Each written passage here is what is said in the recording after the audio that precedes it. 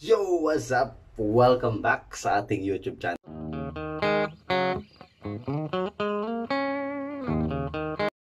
Napanood nyo ba tong video to, guys? Ni Erica Imbang. Hello, good morning.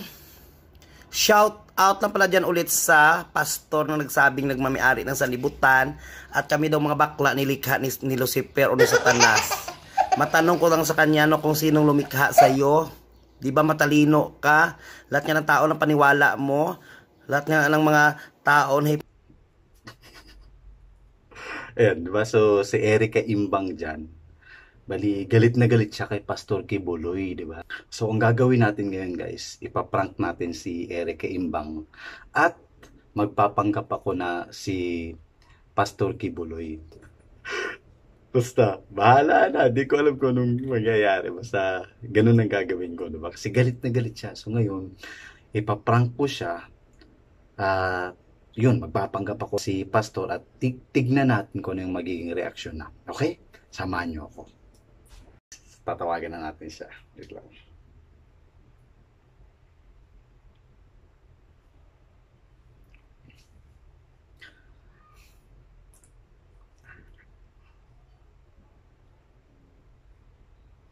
One eternity later.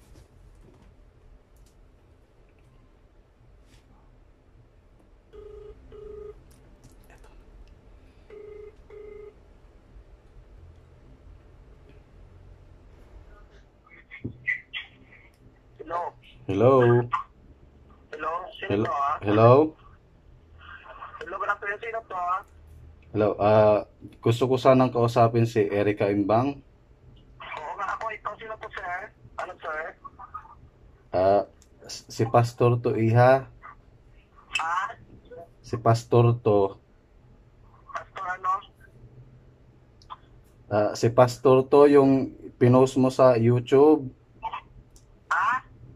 Yung pinost mo sa YouTube. Sinong pastor? Wala akong pinost na pastor sa YouTube.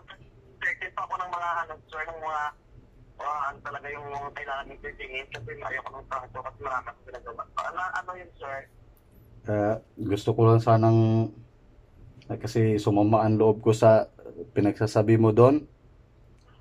Hindi yun sir, ano lang yun, hindi naman lang talagang mga tao lang naman kasi na ano na nagbigay ng issue, wala namang issue doon, wala naman akong i-mention na pangalan doon. Ba't mo naman inilagay yung picture ko doon? Sino rin ako naglagay, yung mga tao, pati video ko yun, inedit nila, so wala akong magagawa doon kasi ang video ko kasi open sa lahat, so hindi ko alam ini-edit ng isa, sinagagsaga nila, wala akong personal na intensyon na para magpasikat doon, parang sa akin, akin yun, ano ko yun, sa tawag doon, opinion yun. Napahiya kasi ako ng husto day eh. Bakit na napaiga? Napahiya ako sa mga sinasabi mo doon. Napakarami kasi mong sinabi mo doon na masama. Parang hindi naman ito sa Pastor Kibuloy eh. Kasi si Pastor Iba, matapang at saka grabing public power, parang hindi ito, joke lang ito siguro. Kasi nga na iiyak ako sa pinagsasabi mo doon.